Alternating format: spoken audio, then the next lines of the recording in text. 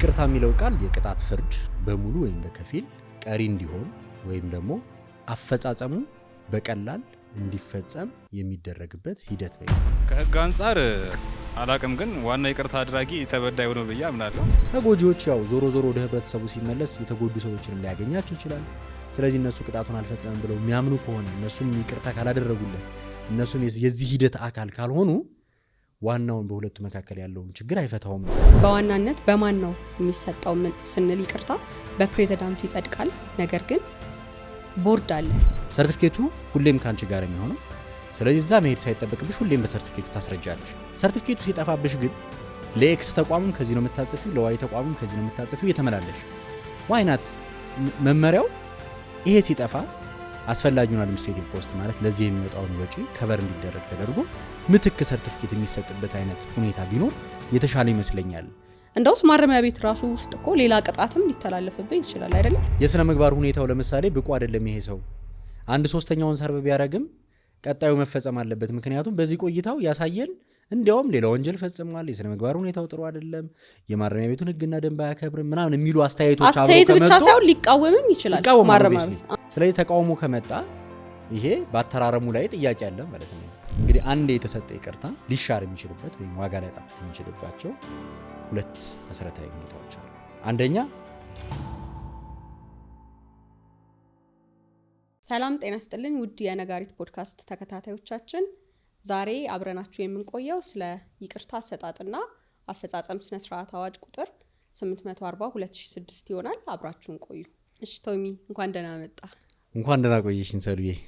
እስቲ ዛሬ ስለምናወራበት ርዕስ ስለ ይቅርታ አሰጣጥና አፈጻጸም ስነ ስርዓት ጋር ተያይዞ በቅድሚያ ስለ ይቅርታ ምንነት በማብራራት ብንጀምረው ደስ ይለኛል ሰሉዬ። ግን ዘለን ወደዛ ከመግባታችን በፊት ለመጀመሪያ ጊዜ ነው በስካሁን በነበሩ ቀረጾች ስንገናኝ። ስለዚህ ደስ ብሎኛል እዚህ መድረክ ላይ ስላየሁሽ። እኔም በጣም ደስ ብሎኛል። ሁለት ጥያቄዎች አንድ ላይ። እውነት ነው። በጣም አሪፍ ሰሉዬ፣ ቴንኪዩ።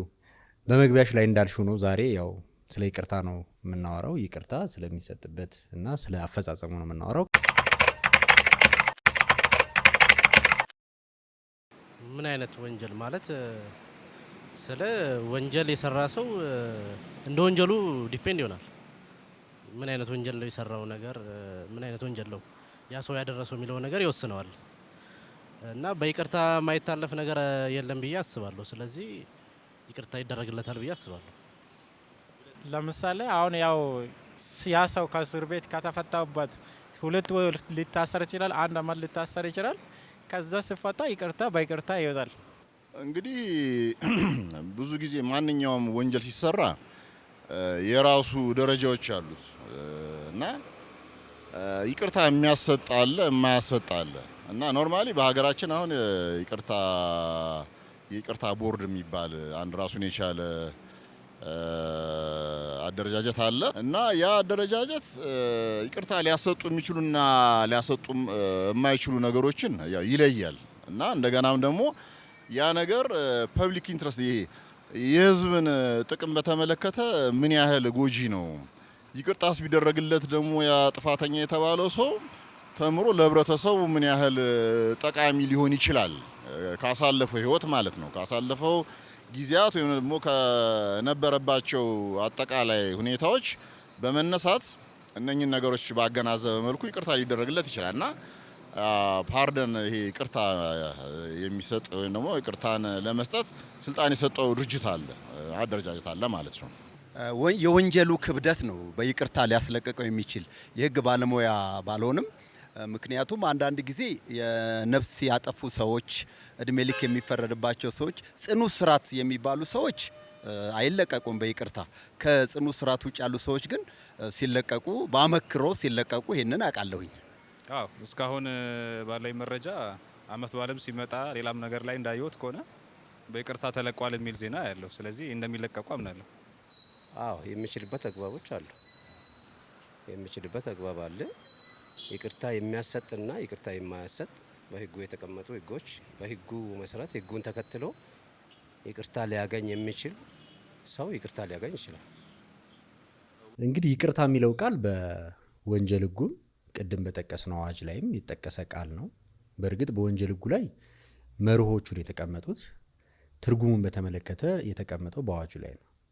እንግዲህ በዚህ አዋጅ ላይ ይቅርታ ማለት የቅጣት ፍርድ ወይም ባጭሩ ቅጣት የምንለው በሙሉ ወይም በከፊል ቀሪ እንዲሆን ወይም ደግሞ አፈጻጸሙ በቀላል ወይ ደግሞ በተለየ መንገድ እንዲፈጸም የሚደረግበት ሂደት ነው ይቅርታ ማለት። ለምሳሌ በጽኑ እስራት የነበረው በቀላል እስራት እንዲሆን አፈጻጸሞቹ የተለያዩ የቅጣት አፈጻጸም መንገዶች አሉ። ካንዱ አፈጻጸም ወደ ሌላኛው መንገድ እንዲቀየር ቅጣቱ እድሜ ልክ የነበረው ወደ 25 ዓመት ወደ 20 ዓመት ወደ 10 ዓመት እንዲቀነስ ወይ ደግሞ ሙሉ ለሙሉ ቀሪ እንዲሆን እንደዚህ የሚደረግበት ሂደት ይቅርታ ይባላል ማለት ነው። ትርጉሙ እንግዲህ ይቅርታ የሚለው ይሄንን ነው። በአዋጁ ላይ የቅጣት ፍርድ ይላል። እንግዲህ ፍርድና ቅጣት ቴክኒካል የሆኑ ነገሮች ናቸው። ፍርድ ስንል ብዙ ጊዜ ዋናው ጥፋተኛ የመባል ወይም ነፃ የመባል ውሳኔ ነው ፍርድ ምንለው።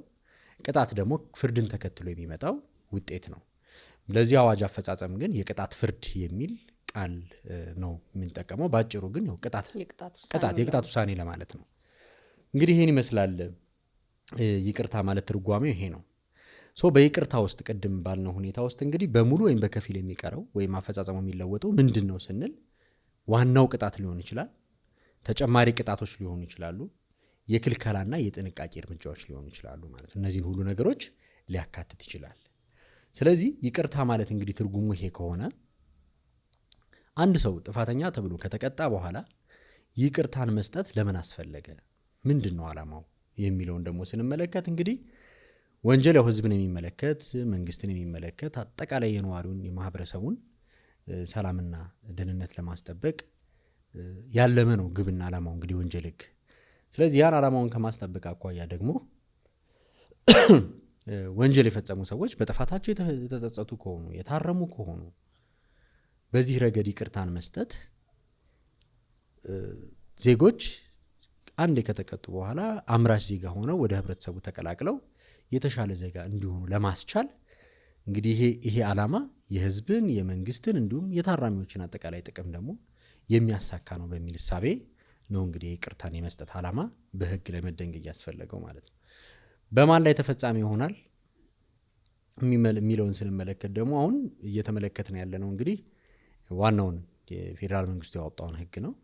ስለዚህ በፌዴራል ፍርድ ቤቶች የሚሰጡ ውሳኔዎችን የፌዴራል ፍርድ ቤቶች ስልጣንን በተመለከተ ደግሞ ክልሎች በህገ መንግስቱ በተሰጣቸው ውክልና መሰረት በሚሰጧቸው ውሳኔዎች ላይ በወታደራዊ ፍርድ ቤቶች በሚሰጡ ውሳኔዎች ላይ እንዲሁም ደግሞ ሙሉ ለሙሉ ስልጣኑ የክልል ፍርድ ቤትም ቢሆን ያ የክልል ፍርድ ቤት በሚሰጠው የሞት ቅጣት ውሳኔ ላይ ተግባራዊ ይሆናል።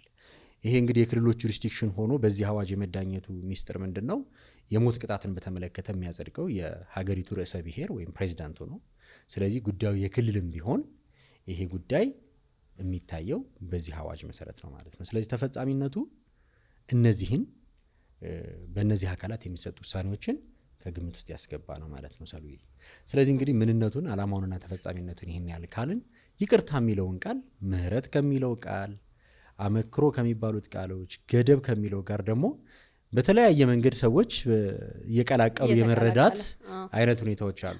ስለነሱ የሆነ ነገር እንበልባቸው። ያው ምንድነው ምናልባት ወደሱ ከመግባታችን በፊት ግልጽ እንዲሆን ለተመልካቾቻችንም መረዳት ያለባቸው ነገር ያው እኛ ዛሬ ርዕሳችን ከዚህ አዋጅ ጋር ተያይዞ ስለምናወራ ነው ተፈጻሚነቱ ይሄ ነው በሚል አስቀድመህ የገለጽካቸው ላይ እንጂ ክልሎችም የራሳቸው የሆነ ከይቅርታ ጋር ተያይዞ የሚያወጧቸው ህጎች አሉ። በዛ አግባብ ክልሎች ላይ በሚፈጸሙ ወንጀሎች ጋር ተያይዞ የሚሰጡ ቅጣቶችን በተመለከተ ይቅርታ የሚገኝባቸው ሁኔታዎችና መንገዶች አሉ። ለዛሬው ውይይታችን ዓላማና ከዚህ ዛሬ ካነሳ ነው አዋጅ አንጻር ነው የዚህ አዋጅ ተፈጻሚነት በሚል የገለጽ ነው የሚለውን ግልጽ ለማድረግ ያክል ነው። ሌላው ልክ እንደ አስቀድመህ እንደገለጽከው ቶሚ ከምህረት ጋራ ከመክሮ ጋራና ከይቅርታ ጋራ ሰዎች ኢቭን ከገደብ ጋር ራሱ አቀላቅሎ የመረዳት ነገር አለው። በዋናነት ምንድነው ይቅርታ በተለይ ደግሞ ከምህረት ጋራ የሚለይበት አመክሮም ይሁን ምንም ምህረት ላይ ለምሳሌ ሙሉ ለሙሉ የሚሰጠው በህግ አውጪው ነው። ምህረት የሚሰጠው በህግ አውጪው አካል ነው። ነገር ግን አመክሮና ይቅርታ የሚሰጠው በህግ አስፈጻሚው ነው። በኋላ ላይም ስንዘረዝር ማን ነው ይቅርታ የሚሰጠውን የሚለውን የምናይ ይሆናል። አመክሮ ደግሞ የሚሰጠው በህግ ተርጓሚው ነው የሚሰጠው ማለት ነው። በመንግስት ውስጥ ህግ አውጪ፣ ህግ ተርጓሚና ህግ አስፈጻሚ ተብለው የተከፈሉ አካሎች አሉ። በዛ መሰረት ነው የሚሰጠው። ምህረት ላይ ምንድነው ጥፋተኝነት ሙሉ ለሙሉ ነው የሚሰረዘው። የሆነ ነገር ምህረት ሲደረግልህ የወንጀሉን ያስቀረዋል። በቃ ልክ ወንጀል እንዳልሰራህ ነው የሚሆነው። አመክሮና ቅጣት ላይ ግን ስንመለከት ይቅርታ ቅጣት አልኩኝ። አመክሮና ይቅርታ ላይ ስንመለከት ግን ወንጀሉን አያስቀርም። አመክሮ ላይ 1/3ኛውን ተቀንሶ ሪከርዱን አያስቀርም፣ ወንጀልነቱን አያስቀርም። በምህረት ሲደረግልህ ግን ልክ ወንጀል እንዳልሰራህ ነው የሚቆጠርልህ ማለት ነው። ስለዚህ ይቅርታ ሲደረግልህ ግን ወንጀል ሰርተሃል፣ ወንጀል ሪከርድ አለብህ። ነገር ግን በይቅርታ ቅጣቱ ነው የሚቀነስልህ። አስቀድመህ እንደ ይቅርታን ስታብራራ ዲፋይን ስታደርግ እንደገለጽከው ቅጣቱ ላይ ነው ለውጥ የሚኖረው ማለት ነው። ስለዚህ ጥፋተኝነት አይሰረዝልህም በአመክሮና በይቅርታ ላይ። በምህረት ላይ ግን ዋና ልዩነቱ ጥፋተኝነት ወንጀሉን ያስቀረዋል፣ ጥፋተኝነት ይሰረዝልሃል። ልክ ወንጀል እንዳልሰራ ሰው ነው የምትቆጠረው ማለት ነው። ገደብም እንደዚሁ ያው ገደብ እንኳን የተለመደ ስለሆነ በእለት እለት ብዙ ሰው የሚያጋጥመው አይነት ነገር ስለሆነ የተሻለ መረዳት ባለፈው በነበረው ፖድካስታችን ላይ ፕሮግራም አቀርበንበታል። ስለሆነ በዋናነት እሱ የሚለየው ቅጣቱ ሳይፈጸም ለተወሰነ ጊዜ ድረስ ወደ ኋላም ደግሞ ተመልካቾቻችን የቀደመውን ፖድካስታችንን መመልከት ይችላሉ። ለተወሰነ ጊዜ ድረስ የፈተና ጊዜ ነው የሚሰጥ። ስለዚህ እነዚህ 4 ነገሮች ልዩነታቸው ነው። በይበልጥ ደግሞ ይቅርታን በተመለከተ ለማን ነው የሚሰጠው፣ እንዴት ነው የሚሰጠው የሚለውን ዛሬ በዝርዝር የምንወያይባቸው ስለሆነ እንግዲህ አብረውን እስከቆዩ ድረስ ያው ይረዱታል ብለን እናስባለን። ምንድነው ሌላው ይቅርታ የሚሰጠው በማን ነው?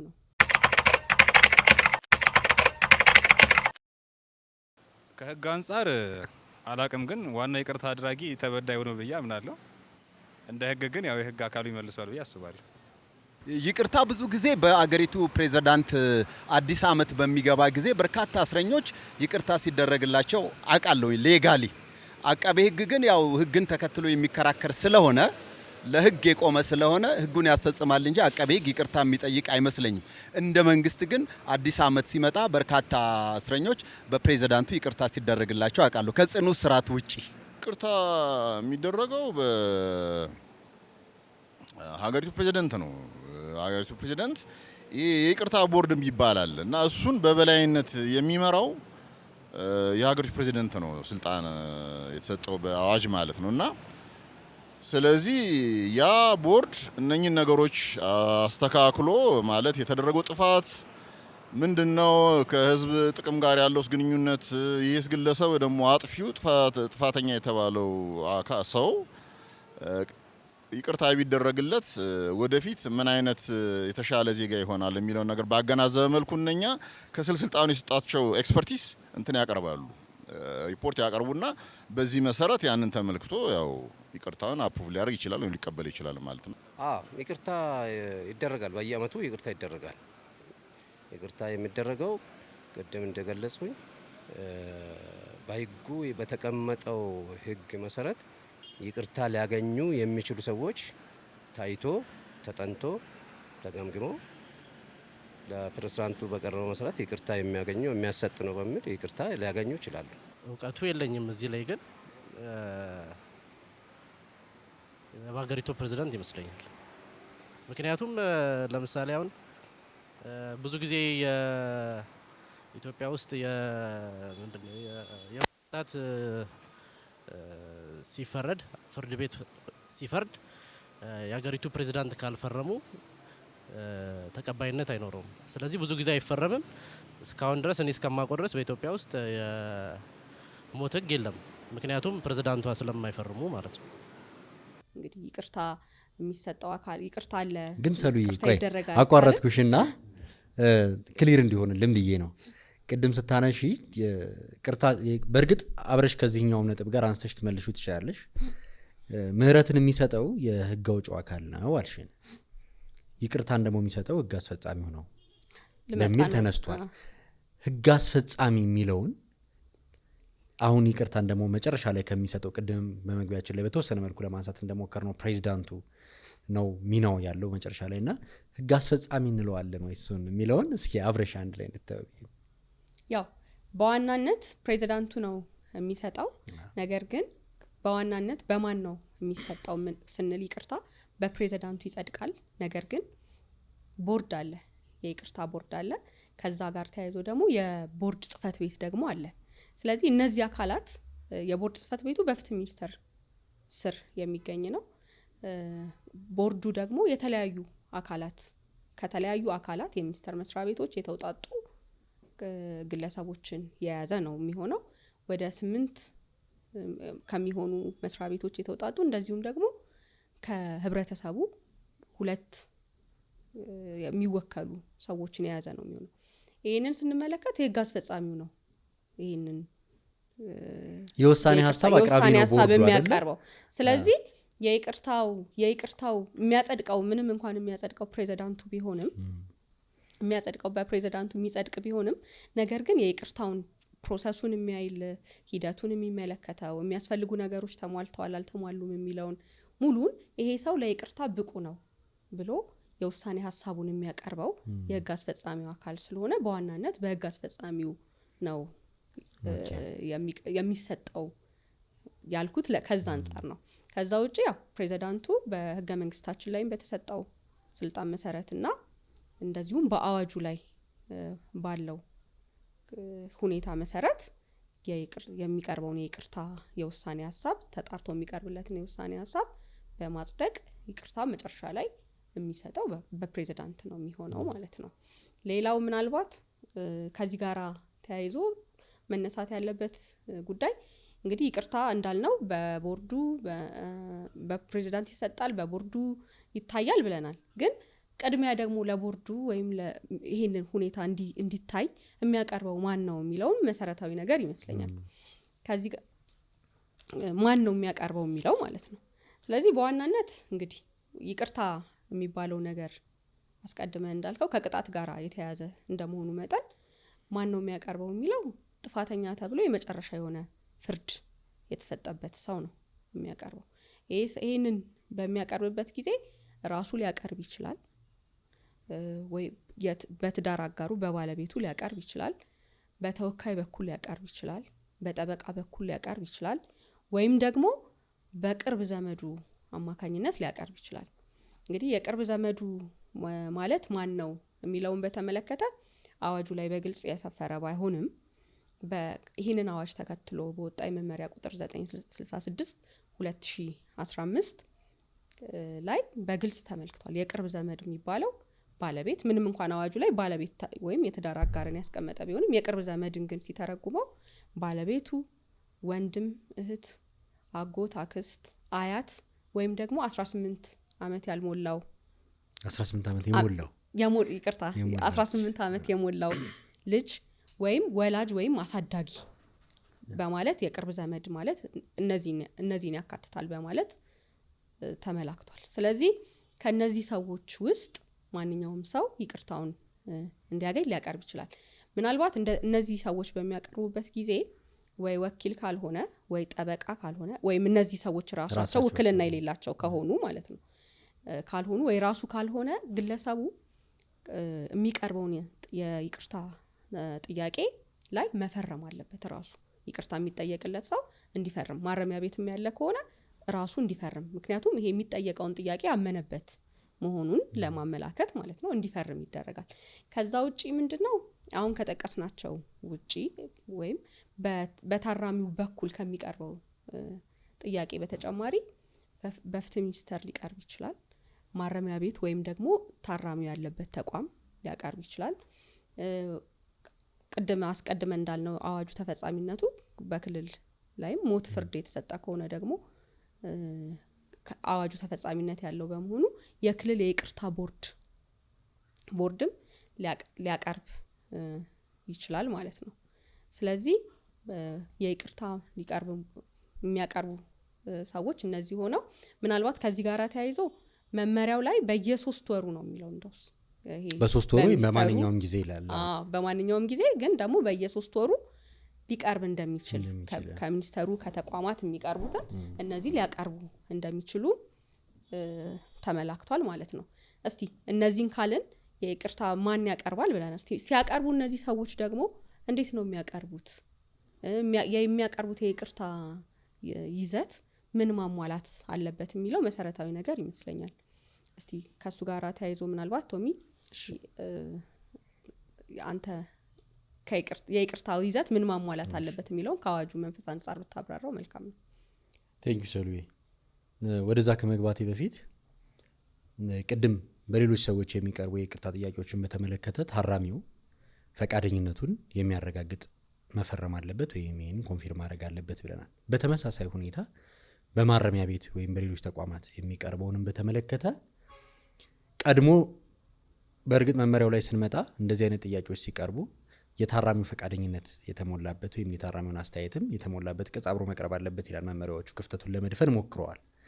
ኢንፋክት ከአዋጁ አኳያ ግን በማረሚያ ቤቱ በራሱ ተነሳሽነት በየጊዜው እየተጠና የሚቀርብ ሊሆን ስለሚችል ያ በሚቀርብበት ጊዜ ይሄ ለጥያቄ ለይቅርታ ቦርድ በቀረበበት ጊዜ ግልባጩ ለታራሚ እንዲደርስ ይደረጋል። በ15 ቀን ውስጥ ተቃውሞ ካለው ማቅረብ ይችላል። ወይም በተለየ ሁኔታ ካቅም በላይ የነበረ ሁኔታ ውስጥ ሆኖ ከሆነ ደግሞ ችግሩ ከተወገደ በኋላ እንደገና በሌላ 15 ቀን ውስጥ ተቃውሞውን መግለጽ ይችላል ነው። አሁን ይሄ እንግዲህ ተቃውሞውን ሊገልጽ ይችላል እሱ ፈቃደኝነቱን እንትን ይላል ምናምን የምንለው ነገር ፐርፐዝሊ ስንተረጉሞ ነው ትርጉም የሚሰጠው እንጂ አንድ ሰው ለመፈታት ቅጣቱ እንዲቀንስለት አፈጻጸሙ እንዲለወጥለት እንዴት ሪፊውዝ ሊያደርግ ይችላል ፍሮም ዘ ቬሪ ቢጊኒንግ ልንል እንችላለን። ኢንፋክት ግን ምንድነው ይቅርታ ዋና ዓላማው? መጸጸት፣ ጥፋተኝነትን አምኖ ይቅር ማለት። ምክንያቱም ወደ ህብረተሰቡ በሰላም እቀላቀላለሁ፣ ፈቃደኛ ነኝ፣ ይቅርታ ጠይቃለሁ፣ በጥፋቴ ተጸጽቻለሁ የሚል አይነት ፊሊንግ ያስፈልገዋል። ይቅርታ መጸጸት አንዱ ኮንዲሽን ስለሆነ ማለት ነው። ጋጥሞ ያውቃል እኮ አይደል? እምቢ ብሎም ያውቃሉ ኢንፋክት yes። ስለዚህ ይቅርታ በዚህ መልኩ ይጠይቅላችሁ ሲባሉ እምቢ ብለው for different reasons ማለት ነው። ስለዚህ የሰውየውን እምነት፣ አመለካከት፣ የሰውየውን ፈቃደኝነት የሚጠየቀውና ተቃውሞ ካለው በዚህ መንገድ ሪአክት ያርግ የሚባለው በዚህ መሰረታዊ ምክንያት ነው የሚለውን ልብ እንዲባል ነው። ዝም ለፎርማሊቲ ብቻ የተቀመጠ እንዳልሆነ ኮንሲደር እንዲደረግ በዛው ሳናነሳው እንዳናልፍ ብዬ ነው ሰልዬ። እሺ የይቅርታ ጥያቄ ምን ይዘት ይኖረዋል? ምን መረጃ ያካትታል የሚለው በርካታ ማካተት አለበት ተብለው የተዘረዘሩ ነገሮች በአዋጁም እንዲሁም በቅድም በጠቀስነው መመሪያም ላይ የይቅርታ አስታጥን የሚመለከት መመሪያ በአዋጁ መሰረት ወጥቷል። ዝርዝር ተግባራዊ ለማድረግ አንድ ባንድ እናነሳቸዋለን ጠቅለል እያደረግን በርካታ ስለሆኑ። ግን በዋነኝነት ያሉትን ስንመለከት እንግዲህ ይቅርታ ጠያቂው ግለሰብን የተመለከተ ሊሆን ይችላል፣ ባይዘው የህግ ሰውነት የተሰጠውን አካልም ሊሆን ይችላል። ስለዚህ እነዚህ አሁን የምናነሳቸው መስፈርቶች እንደየሁኔታው ለህግ ሰውነት የተሰጣቸው ወይም ለኩባንያዎች ለድርጅቶች ተግባራዊ ሊሆን ይችላል ማለት ነው።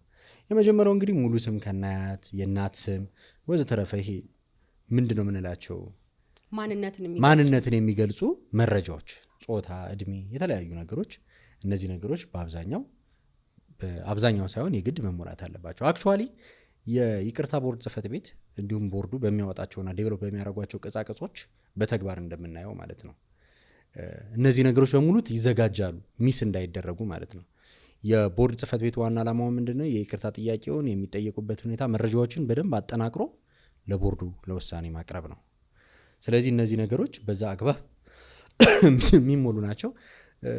አቃቤ ሕግ እንግዲህ በነበርንበት ጊዜ የይቅርታ ቦርድ ጽህፈት ቤት በአቃቤ ሕግ ተቋም ውስጥ እንደመሆኑ በተለያዩ ጊዜ በሚወጡ መመሪያዎች ላይ ዴቨሎፕ በሚደረጉ ቅጻቅጾች ላይ አስተያየት እንዲሰጡ ኢቨን አሁን የመጨረሻው ረቂቅ ላይ ራሱ በአስተያየት የግብአት መሰብሰቢያ አስተያየት ሁሉ ተዘርግቶ እንደነበረ እንትኑን ለመሰብሰብ አስታውሳለሁ።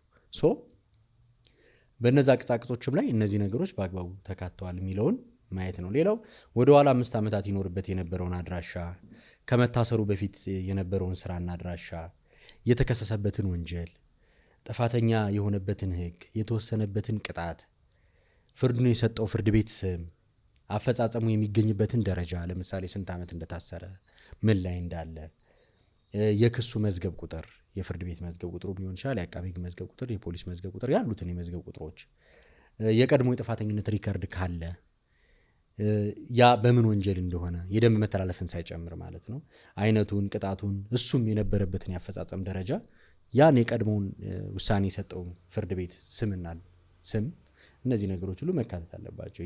አሁን የሚገኝበት የማረሚያ ቤት ስም የፌዴራል ማረሚያ ቤት ከሆነ ያሉትን በተለያዩ ቦታዎች ያሉ የፌዴራል ማረሚያ ቤቶች አሉ። በክልል ተዛውሮ ከሆነ ደግሞ ያለበትን ተቋም ይሄ ለምንድን ነው የሚያስፈልገው? ቤዚካሊ ከማረሚያ ቤቱ የሚሰበሰቡ መረጃዎች ስላሉ ነው፣ ማስረጃዎችም ስላሉ ነው ከዛ ቢመጡ።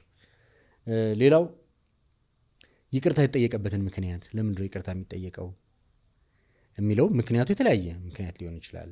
ስለዚህ ምክንያቱ መጠቀስ አለበት። ለምሳሌ እርቅ ፈጽመናል፣ ተጸጽቻለሁ፣ ታርቄያለሁ፣ ክሻለሁ፣ ከፍተኛ ህመም አጋጥሞኛል፣ ያለውበት ሁኔታ ፐርሰናል ያሉበት ሁኔታ ሊሆን ይችላል። የተለያዩ ምክንያቶች ሊሆኑ ይችላሉ። እነዛ ምክንያቶች ምንድናቸው የሚለውን ዘርዝሮ መጨረስ አይቻልም፣ ግን እንደ ምሳሌነት እነዚህን ማንሳት እንችላለን። ሌላው ማረሚያ ቤቱ ስለ ታራሚው ስነ ምግባር የሚሰጠው አስተያየት እነሱ እንግዲህ በጊዜው ግን ማረሚያ ቤቱ በየጊዜው የሚሰጣቸው አስተያየቶች አሉ። ስለዚህ ብዙ ጊዜ ለዛ ነው ሰዎች በሚታረሙበት ጊዜ ማረሚያ ቤቱ የሚያወጣቸውን ህግና ደንቦች ማክበር ወሳኝ የሚሆነው ለዚህ ነው። ለካመክሮ ፐርፐዝ ብቻ ሳይሆን ከይቅርታ ፐርፐዝ ማኳያ ስነ ምግባሩ መልካም መሆኑ ነው። እንግዲህ ለወደፊቱ በመልካም ጠባይ እንደሚመራ ወደ ህብረተሰቡ ውስጥ ቢገባ ቢቀላቀል መልካም መሆኑን በማረሚያ ቤት ቆይታው ራሱ የሚያሳየው ነገር ወሳኝ ስለሆነ ከዚህም ፐርስፔክቲቭ ነው የሚለውን ታራሚውም ሌላው የታራሚው ቤተሰብም ሌላው ህብረተሰብም መገንዘብ አለበት። በጣም ኢምፖርታንት ነገር መሆኑን ማለት ነው መልካም ስነ ምግባርን ማሳየት። ሌላው ስለ ታራሚው የቀድሞ ስነ ምግባር የሚመሰክሩ ገለልተኛ ሆኑ ሰዎች፣ ገለልተኛ ስንል እንግዲህ በጋብቻም የስጋም ዝምድና የሌላቸው ሌሎች ገለልተኛ ሰዎች ቀድሞ ስለነበረው የስራ ሁኔታ ቀድሞ ስለነበረው የስነ ምግባር ሁኔታ የሚያስረዱ የጥቅም ግጭት የሌለባቸው ገለልተኛ ምስክሮች ያስፈልጋሉ። 3 ምስክሮች ማለት ነው። እነዚህ ምስክሮች ቀርበው ያስረዳሉ። ሌላ ከቅጣቱ ጋር ተያይዞ የተሰጡ የመቀጮ የጉዳት ካሳ ጉዳዮች ተወስነው ከሆነ ደግሞ እነዚህ ስለመከፈላቸው የሚያስረዳ ማስረጃ፣ ካልተከፈሉ ደግሞ ያልተከፈሉበትን ምክንያት የሚያሳይ ማስረጃ መቅረብ አለበት ወይም ምክንያቱ መገለጽ አለበት። ሌላው ቀድሞ ይቅርታ ተደርጎ ከሆነ ያ ማለት በከፊል ይቅርታ ተደርጎለትም ሊሆን ይችላል።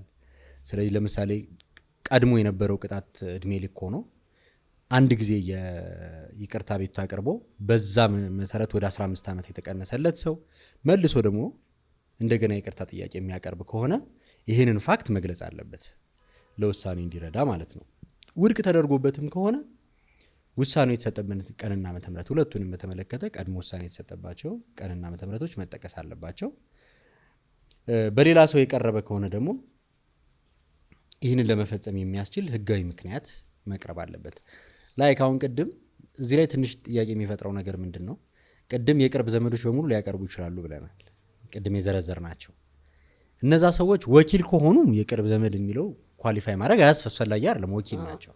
ሶ ይህንን ለመፈጸም የሚያስረዳ ህጋዊ ምክንያት የሚለው ቤተሰባዊ ዝምድናቸውን የሚያስረዳ ማስረጃ ከውክልና መመለስ ያሉም ቢሆኑ ሌሎች ሁኔታዎችን ለማለት ነው ተብሎ መተርጎም አለበት።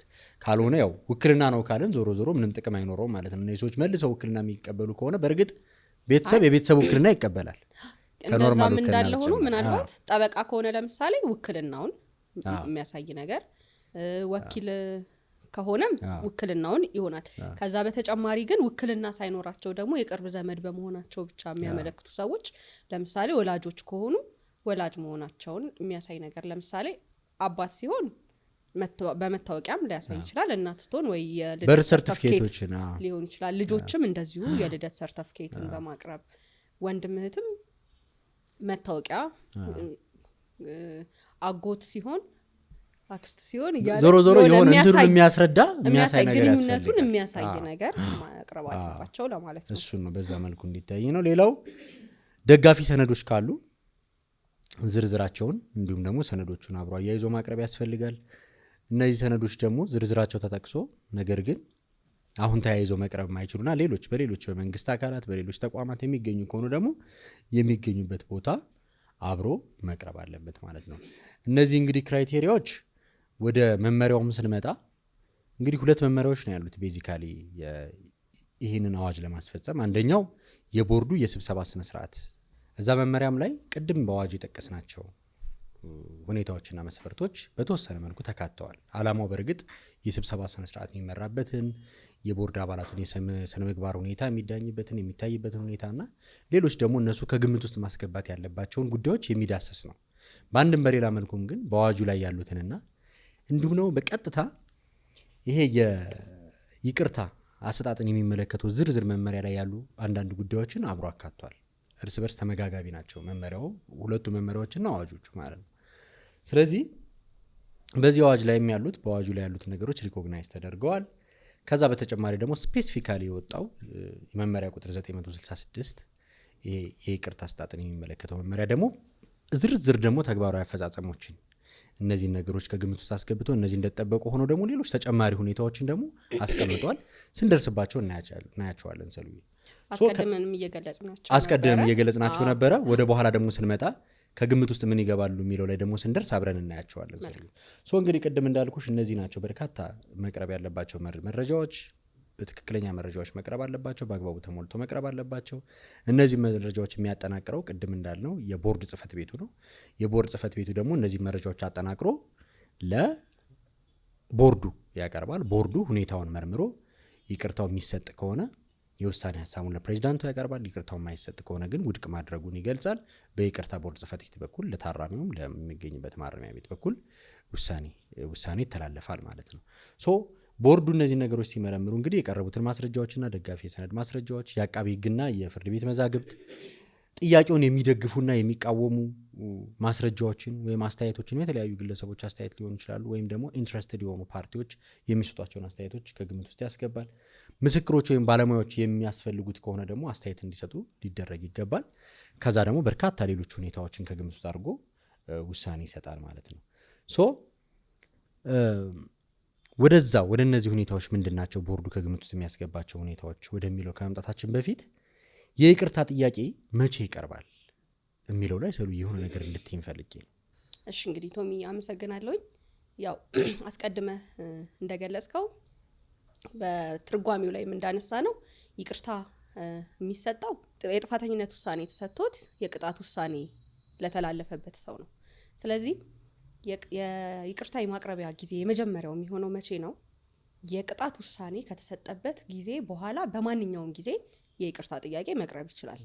ነገር ግን አስቀድመ ስናብራራ እንደነበረው አንዳንድ ጊዜ ይቅርታ ጥያቄ ቀርቦ ውድቅ ሊደረግ ይችላል። አንዳንድ ጊዜ ደግሞ የይቅርታ ጥያቄ ቀርቦ በከፊል ተቀባይነት አግኝቶ ቅጣቱ ሊስተካከል ይችላል። እንደዛ በሚሆንበት ጊዜ ለምሳሌ ከዚህ ቀደም የይቅርታ ጥያቄ ቀርቦ ሙሉ ለሙሉ ውድቅ ከተደረገበት ውሳኔ አንስቶ ቀጥሎ ባሉት የ6 ወር ጊዜዎች ውስጥ ማቅረብ አይችልም ማለት ነው። ስለዚህ የ6 ወር ጊዜውን ታግሶ ከ6 ወር በኋላ ነው በድጋሚ ማቅረብ የሚችለው ማለት ነው። ምናልባት ደግሞ በከፊል የይቅርታ ጥያቄው ተቀባይነት አግኝቶ በከፊል ውድቅ ተደርጎ ከነበረ ደግሞ ያ ውሳኔ ከተሰጠ በኋላ የ1 ዓመት ጊዜ ተጠብቆ ነው በድጋሚ የይቅርታ ጥያቄ መቅረብ የሚችለው ማለት ነው። እነዚህ ከጠቀስናቸው ውጪ ደግሞ በልዩ ሁኔታ አንዳንድ ጊዜ በጣም አስቸኳይ የሆኑ የይቅርታ ጥያቄዎች አስቸኳይ የሆኑ አንገብጋቢ ምላሽ የሚሹ የይቅርታ ጥያቄዎች ሊኖሩ ይችላሉ። ለምሳሌ ቅድም እንደገለጽ ነው በይዘቱ ላይ ይቅርታ የሚጠየቅበት ምክንያቶች የተለያዩ ናቸው። ህመም ሊሆን ይችላል እና ይቅርታ የሚጠየቅበት ህመም ለምሳሌ አንገብጋቢ በህይወትና በሞት ሁኔታ ውስጥ ያለ ሰው ሊሆን ይችላል ይቅርታ የሚጠይቀው። ሌሎችም አንገብጋቢ ምክንያቶች በሚኖሩበት ጊዜ ሁኔታው የቦርዱ 3/4 ከተሟላ አይቶ ይህንን ካጸደቀው በ3/4 ድምጽ ከተደገፈ በአባላቱ ኤኒ ታይም ሊቀርብ ይችላል ማለት ነው። ስለዚህ በዋናነት የይቅርታ ማቅረቢያ ጊዜ የቅጣት ውሳኔ ከተሰጠ በማንኛውም ጊዜ ሆኖ በልዩ ሁኔታ ደግሞ እንዳስቀመጥናቸው በ6 ወር ጊዜ ውስጥ ውድቅ ከተደረገ በ1 ዓመት ጊዜ ውስጥ በከፊል የይቅርታ ጥያቄ ተቀባይነት አግኝቶ ከነበረ ደግሞ በ1 ዓመት ውስጥ ሊቀርብ ይገባል ማለት ነው። ከዚህ ጋር ተያይዞ እንግዲህ ይቅርታ ለመስጠትና የይቅርታ ጥያቄውን ተቀባይነት ለማግኘት ከግምት የሚገቡ ሁኔታዎች አሉ። እነዚህ እንግዲህ ከግምት የሚገቡ ሁኔታዎች ግለሰቡ ጥፋተኛ የተባለበት ወይም የተቀጣበት የወንጀሉ ክብደትና የታሰረበት ጊዜ ከግምት ይገባል። ሌላው በአካባቢው ላይ ከሚሰራበት ከሌሎች ቦታዎች የተለያዩ አይነት መረጃዎች ይሰበሰባል። ይሄ ግምት ውስጥ ይገባል። ከሐኪም ቤት ሊሆን ይችላል። ይሄ ከግምት ውስጥ ይገባል። ሌላው የሚያሳየው ባህሪው ምን አይነት ነው? ያ ግለሰብ የሚያሳየው ወደፊት ለመኖር በሰላም ለመኖር የሚያበቃ አይነት ባህሪ ያሳያል ወይ የሚለው ሁኔታ ከግምት ይገባል። አስቀድመን እንዳልነው ከማረሚያ ቤት አስተያየት ይሰበሰባል ተብሏል አይደል? ስለዚህ ማረሚያ ቤቱ አሁን ያለህን ሁኔታ አይቶ በማረሚያ ቤት ውስጥ የምታሳየውን ባህሪ አይቶ ይሄ ግለሰብ ወደፊት እያሳየ ያለው ባህሪ ጥሩ ስላልሆነ ወደፊት በሰላም ለመኖር የሚያስችለው አይደለም የሚለውን ነገር አንዱ የሚሰበሰበው መረጃ ከማረሚያ ቤቱ ይሆናል ማለት ነው። ሌላው ግለሰቡ ተጸጽቷል ወይ፣ ታርቋል ወይ፣ እርቅ የሚፈጸምባቸው አይነት ወንጀል ከሆነ ከበደለው ሰው ጋር ታርቋል ወይ፣ ካሳ ለመካስ ጥረት አድርጓል ወይ፣ ክሷል ወይ፣ ፍላጎት አለው ወይ የሚለው ነገሮች እና ደግሞ ያልካሰ ከሆነና እየጣራ ያለ ከሆነ ደግሞ ካሳ ለመካሰስ ፍላጎትና አቅም አለው ወይ የሚሉት ነገሮች ከግምት ከሚገቡ ነገሮች ውስጥ ነው። ሌላው ተጎጂውና ቤተሰቡ ከተቻለ ማግኘት የሚቻል ከሆነ እና በወንጀሉ ላይ ደግሞ የተጎዱ ተበዳይ ያለበት ከሆነ ተጎጂውና ቤተሰቡ ምን አስተያየት አላቸው ማለት ይቅርታ ተደርጎለት ግለሰቡ ሲወጣ ምን ይሰማቸዋል፣ ምንድነው ያላቸው አስተያየት የሚለውን ከግምት ውስጥ ይገባል። ሌላው የራሱ ደግሞ ይቅርታ ጠያቂው ቤተሰብ የጤንነት ሁኔታው፣ አቋሙ፣ የእድሜ ሁኔታው ከግምት ውስጥ የሚገቡ ነገር ናቸው በማለት አዋጁ ላይ በግልጽ ተመላክቷል።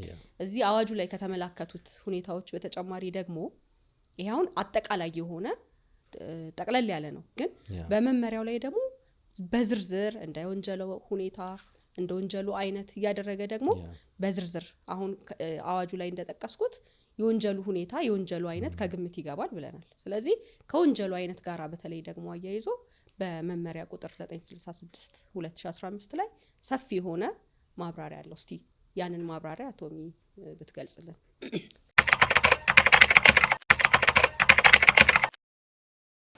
አንድ ሰው ለምሳሌ ብዙ ታሪኮች ሰምተን እናውቃለን። ለምሳሌ የሆነ ሰው የኔን ቤተሰብ ቢገልብኝ እኔ በይቅርታ ላልፈው እችላለሁ። ህግ ግን በይቅርታ ላይ ያልፈው ይችላል። ስለዚህ ሁለቱ መስማማት አለበት ብዬ ነው ማስበው። የሚደረገው ያ ነገር ሰውየው ራሱ ጥፋተኝነቱን አምኖ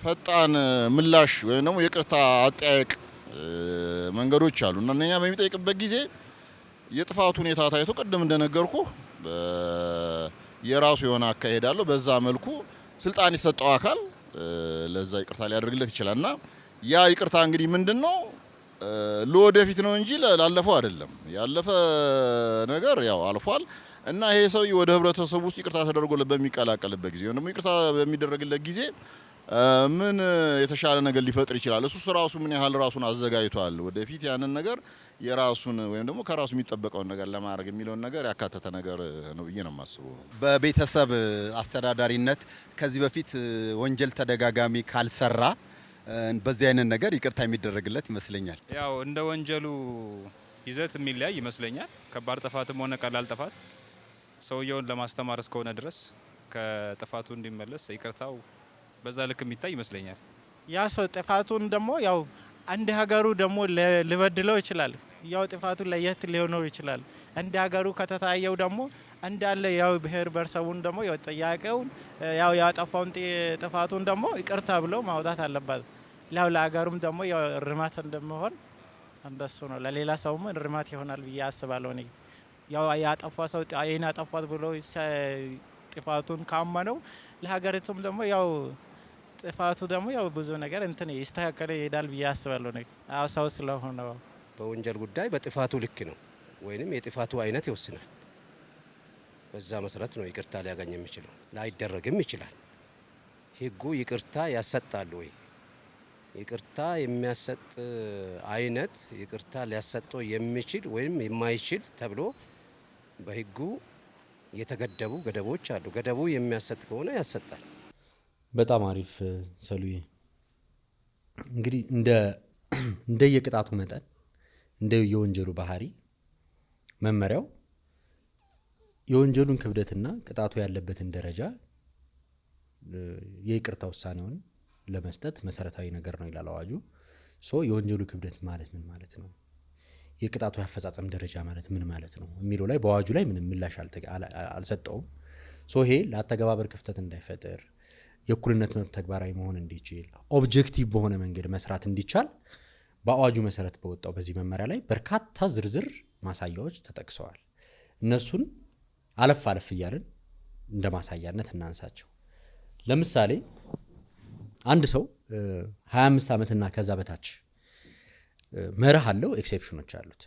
መርሆቹን ስናይ 25 ዓመትና ከዛ በታች የእስራት ቅጣት የተወሰነባቸው ሰዎች ቢያንስ 1/3 ጊዜያቸውን በስር ቆይታቸው ወይም በማረሚያ ቤት ቆይታቸው 1/3 ጊዜ መቆየት ያለባቸው መሆኑና በዚህ ጊዜ ያሳዩት ባህሪ ከግምት ውስጥ እንደሚገባ፣ የእድሜ ልክ እስራት የተፈረደባቸው ሰዎች ሲሆኑ 12 ዓመታት ቆይታው ውስጥ በ12 ዓመታቱ የማረሚያ ቤት ቆይታቸው ውስጥ ያላቸው የስነ ምግባር ሁኔታ፣ የሞት ፍርድ የተፈረደባቸው ሰዎች ከሆኑና ሳይፈጸም በተለያዩ ምክንያቶች ዘግይቶ ከሆነ ደግሞ 15 ዓመታትን በማረሚያ ቤት ባላቸው ቆይታ የነበራቸው የስነ ምግባር ሁኔታ ከግምት ውስጥ ይገባል ማለት ነው። ኤክሴፕሽኖቹን ደግሞ ስናይ አሁን 25 ዓመትና ከዛ በታች ለተቀጡ የሚለውን ቅድም በጠቅላላው 1/3 ጊዜ የነበራቸውን ቆይታ ብለናል። ከዛ በታችም ቢሆኑ ግን 1/3 ከሚለው መርህ ደግሞ ኤክሴፕሽን ሆኑ ደግሞ በወንጀል አይነት ደግሞ የተዘረዘሩ ጉዳዮች አሉ። እነዚህ ደግሞ ሲሆኑ ለምሳሌ ሙስና ሲሆን እነዚህ ወንጀሎች በባህሪያቸው መመሪያው ላይ በሀገር በህዝብ ደህንነት ላይ ካላቸው እና ከሚያደርሱት ጉዳት አኳያ ደግሞ በጥብቅ መታየት አለባቸው ይላል። ኢቭን የቦርዱ የስነ ስርዓት መመሪያ ላይ ራሱ የቦርዱ አባላት እነዚህን ጉዳዮች በጥንቃቄ መመርመርና ማየት አለባቸው በሚል ራሱ በአጽንኦት ተሰጣቸዋል። እዛም ላይ እዛኛው መመሪያም ላይ ማለት ነው።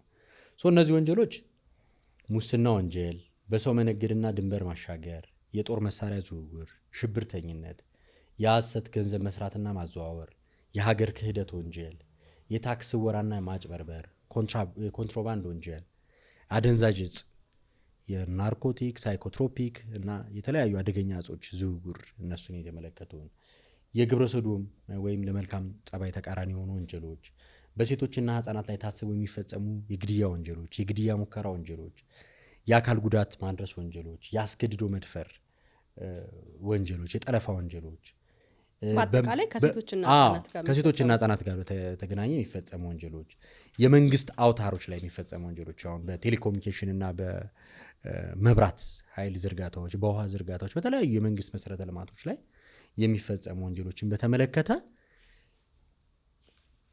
1/3 የሚለው አጠቃላይ ለሁሉም ወንጀሎች ከሚሰራው መርህ ደግሞ ጠበቅ ብሎ ደግሞ ግማሽ ቢያንስ 1/2 በስር መቆየት፣ አሁን በስር መቆየት አለበት በሚል ሴንስ እንድክ አመክሮ ላይ 2/3 በስር ማሳለፍን 2/3 በስር ማሳለፍ በሚል ያስቀምጠዋል። እዚህ ላይ የተቀመጠው ይሄን ያህል ጊዜ በስር ማሳለፍ አለባቸው በሚል ሴንስ አይደለም የተቀመጠው። ግን ምንድነው ሐሳቡ? መሰረተ ሐሳቡ ግን ይሄን ያህል ጊዜ ቆይታ ሊኖራቸው እንደሚገባ ያፈጻጸማ ቆይታቸውን በተመለከተ በዚህ ጊዜ ውስጥ ያላቸው መልካም ባህሪ ሌላውን የስራት ቅጣት ሳይፈጸም ቢቀር በዚሁ ሊማሩ፣ ሊሻሻሉ፣ ሊታረሙ ይችላሉ የሚለውን ግምት ለመውሰድ ያስችላሉ የሚል ያፈጻጸም ደረጃውን ለመወሰን የተቀመጠ ልኬት ነው። ሲተረጎም ግን ቴክኒካሊ ያው ይሄን ያህል ጊዜ ዞሮ ግማሹን ጊዜ ታስረው መቆየት ሰርቭ ማድረግ አለባቸው የሚል ሴንስ ያለው ነው። 1/2 ይታያል ነው። ይሄ 1/2 መርህ ደግሞ በእነዚህ ወንጀሎች ላይ እንዳለ ሆኖ ደግሞ ሌላ ኤክሴፕሽን ኦፍ ኤክሴፕሽን ደግሞ አለው ወይ ደግሞ ልዩ ሁኔታ ደግሞ አለው። ለምሳሌ በሙስና በታክስ ወራ እና በማጭበርበር በመሳሰሉት ላይ እንግዲህ በመንግስት ላይ የሚደርስ ጉዳት ይኖራል በእነዚህ ወንጀሎች ላይ። ስለዚህ ለደረሰው ጉዳት ተመጣጣኝ ማካካሻ የከፈሉ ሰዎች ደግሞ በሚሆኑበት ጊዜ በ1/3 ጊዜያቸው ላይ ያለውን ቆይታ ማለት ነው። ሁለት ነገሮች ናቸው። እንደ ሌሎች ወንጀሎች ያደርጋል ማለት ነው። እንደ ፕሪንሲፕሉ እንደ መርሁ ይሆናል ማለት ነው። ግን ያው መካስ ግዴታ አይደለም። መካስ ኢን ኢፌክት ግዴታ ነው። ኢት ሴምስ ምንድነው የሚለው በወንጀል ህጉ ላይ ያለው መርህም በአዋጁም ላይ የተቀመጠው መርህ ምንድነው? በህግ በልዩ ሁኔታ ካልተደነገገ በስተቀር እያንዳንዱ ነገሮች ምናምን አብረው ቀሪ ይሆናሉ ነው በመርህ ደረጃ። ነገር ግን ኤክሴፕሽናሊ ግን ጉዳት የደረሰ ከሆነ መካስ ያለበት ነገሮች ምናምኖች ከሆኑ ግን በይቅርታ እንትን ውስጥ ራሱ አብሮ እነዚህ ነገሮች መካተት አለባቸው ነው። ስለዚህ ሰውየው እንግዲህ ሲክስ ጉዳቱን ወደ ነበረበት ሲመልስ ከዚህ በኋላ ጥፋተኛ አለመሆኑ ቢያንስ ጉዳቱን መመለስና ለመመለስ ጥረት ማድረጉ መታየት አለበት ነው። ሶ እዚህ ላይ እነዚህ ነገሮች የካሰ ሰው ሲሆን 1/3 ጊዜው ይታይለታል። መካስ ያልቻለና በተለያየ መንገድ ማድረግ ያልቻለ ሰው ሲሆን ደግሞ 1/2 ኮንሲደር ይደረጋል የሚል አይነት አንድምታ ሰተን ትርጉም ካልሰጠ ነው በስተቀር ክላሪቲ ጎሏል አይደለ? መካስን እንደ አንድ አድቫንቴጅ ሰጥቶ ነው የእስር ጊዜውን ለማሳጠር የሞከረው። በእርግጥ ያው አዋጁ ላይም ይላል የካሳ ሁኔታ ከግምት ውስጥ ይገባ ነገር ነው። ግን አሁን ለነዚህ ወንጀሎች ደግሞ ያው በሌላ ርዕስም በደንብ የምንመጣበት ቢሆንም አሁን ከሙስና ጋር ተያይዞ መካስ ግዴታ ማለት ቢፈልግም ፈልጎም ሳይሆን ግዴታ እንዲክስ የሚደረግበት ሁኔታዎች ይኖራሉ። እንደዛ በሚሆንበት ጊዜ ግዴታ የካሰን ሰው እንደ ልዩ ሁኔታ ለካሳ ጥረት እንዳደረገ ሰው ነው ወይ ትሪት የሚደረገው የሚለው ነገር ያው እንዳልከው የተለየ ግልጽነት የለውም። ግን ዞሮ አትሊስት ምን ይመስለኛል ሰው የመካስ ግዴታ ቢሆንም ጉዳቱን ወደ ነበር ማድረግ ቢያንስ ግን በፈቃደኝነት ጉዳቱን መካስና በህግ ፕሮሲጀር ተገዶ በፍትሐ ብሔርም ለምሳሌ ሙስና በሆነ ጊዜ ወይ መኒ ላውንደሪንግ በሆነ ጊዜ በሙስና ስነ ስርዓት አዋጁ መሰረት በፍርድ ቤት ተገዶ መፈጸምና ይሄኛው የተለያዩ ኮንሴፕቶች ናቸው። ፈቃደኝነትን መጸጸትን ኮንሲደር የሚያደርጉ ነገሮች ናቸው። ሶ በዛ ሴንስ የተቀረጸና እንደዛ መረዳት ያለብን ይመስለኛል አንደርስታንዲንጉን።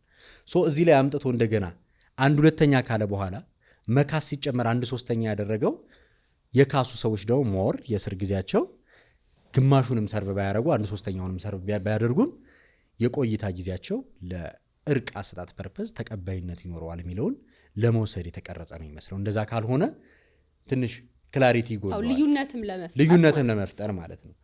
ከሴቶች ጋር በተገናኘ የሚፈጸሙ ወንጀሎችን በተመለከተ ግብረ ሰዶምን በተመለከተ የሞራል ካሳ የከፈሉና እነዚህም በተመሳሳይ 1/3 ቆይታ ያላቸው ሰዎች ያደረጉ ከሆኑ ደግሞ ኮንሲደር ይደረጋል ማለት ነው። አሁን ይሄ የኤክሴፕሽኑ ደግሞ ኤክሴፕሽኖች ናቸው። እነዚህ ደግሞ የ1/2 ደግሞ ኤክሴፕሽን ናቸው ማለት ነው። ሌላው እድሜ ቀደም ሰሉ ይስታነሽ እድሜ ኮንሲደር ይደረጋል ብለሻል። እንደ ሁኔታ እድሜ በደንብ ኮንሲደር እንደሚደረግ ደግሞ መመሪያው በግልጽ ያሳያል። ለአብነት ከ55 ዓመት በላይ የሆነች ሴት ታራሚ ወይ ደግሞ ከ60 ዓመት በላይ የሆነ ወንድ ታራሚ የፈጸሙት ወንጀል ደግሞ 3 ዓመትና ከ3 ዓመት በታች የሚያስቀጣ ከሆነ 1/4ኛውን ቅጣት የፈጸሙ ከሆነ ለይቅርታ ስጣት እንደ ኮንዲሽን ብቁ ናቸው ሊባል ይችላል ማለት ነው። ከ3 ዓመትና ከ3 ዓመት በታች የተፈረደባቸው ከ18 ዓመት በታች የሆኑ ታራሚዎችን በተመሳሳይ 1/4ኛውን ሰርቪስ ያደረጉ ወይም በዚህ ጊዜ የነበራቸው የሥነ ምግባር ሁኔታ ቀሪውን ለማስቀረት ካለው ጋር ተያይዞ ብቁ ሊሆኑ ይችላሉ። 3 ዓመትና ከ3 ዓመት በታች የተፈረደባቸው ሆነው እድሜያቸው ደግሞ ከ2 ዓመትና ከ2 ዓመት በታች የሆኑ ህፃናትን ይዘው ማረሚያ የገቡ ታራሚዎችም ሲሆኑ 1/4 መፈጸማቸው ሲረጋገጥ ወይ ደግሞ በ1/4 ጊዜ ለይቅርታ ብቁ ሊሆኑ ይችላሉ። የአካል ጉዳተኞቹንም በተመሳሳይ የአካል ጉዳተኞች ሆነው ማረሚያ የገቡ ከ3 እና ከ3 ዓመት በታች የተቀጡ ደግሞ ሲሆኑ በተመሳሳይ 1/4ኛውን ሰርቪስ ያደርጉ ለይቅርታ ብቁ ሊሆኑ ይችላሉ ማለት ነው። አሁን እነዚህ 25 እና ከ25 ዓመት በታች በሚሉ ካቴጎሪ ውስጥ እንደ መርህ የሚገቡ ናቸው። ግን ደግሞ ከዛ ደግሞ ከፍ አድርጎ ደግሞ 1/4 ደግሞ አድርጎ ደግሞ ዝቅ አድርጎላቸዋል መስፈርቱን ማለት ነው።